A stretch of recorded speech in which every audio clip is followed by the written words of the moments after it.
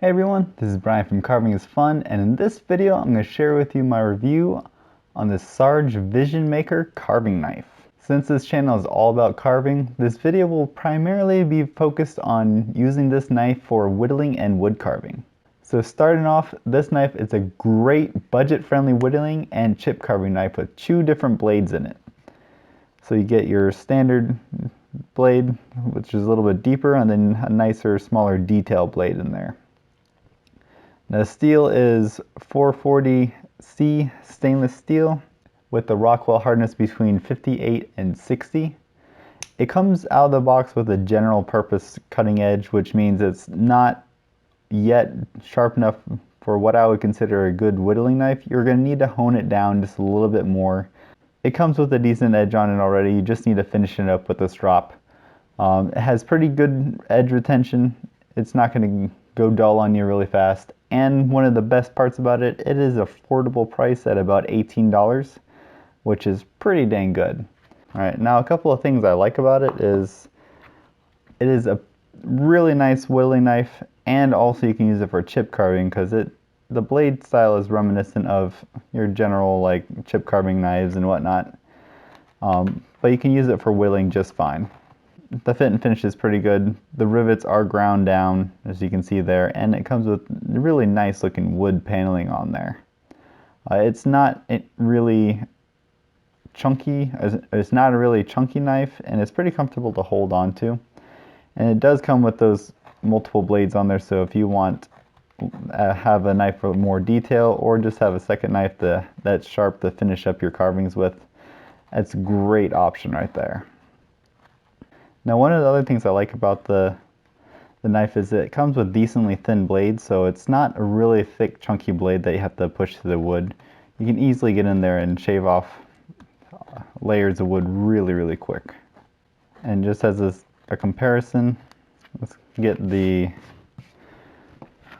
flex cut whittling jack, just so you can see a size difference. The whittling jack is my personal favorite whittling knife, but I mean, the blades are pretty close. I think they're pretty close. Maybe the Sarge knife is just a hair thicker, but I like this one a little bit better, mostly because it has a better edge grind on it. And one of the other things I really like about this knife is the price. I mean, it's 18 bucks. That's really hard to beat. Mostly for the quality of steel you're getting, and it comes with 2 nice blades on it as well, which makes it really nice for anyone who just wants a nice, easy to use whittling knife, or if you're a traveling chip carver and just want a nice, good quality chip carving knife to throw in your pocket.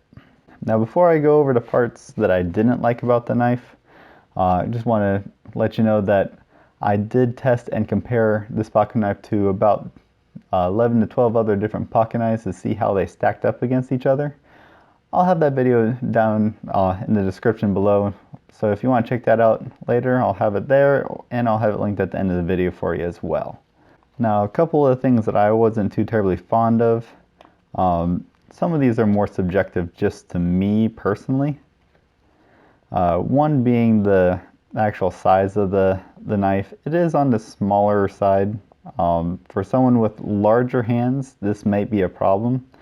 But if you have smaller hands, it's not going to be so bad. But it's a little bit smaller than my liking, but it's still comfortable enough to use, and it's not unwieldy. And another thing too, the sharpness out of the box, you are going to have to touch it up a little bit. It does come with a pretty rough grind on it, but just with some general honing with a leather strop, or even like 1,000 grit stone and then a leather strop, you'll speed that process up pretty quickly.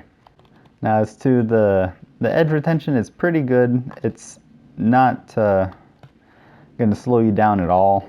The only thing I wasn't too fond about it was the actual edge grind on it. It's kind of a steep grind. I would personally like the knife edge to be ground back a little bit more for a bit of a smaller cutting edge angle. It just helps the knife glide through the wood a little bit easier.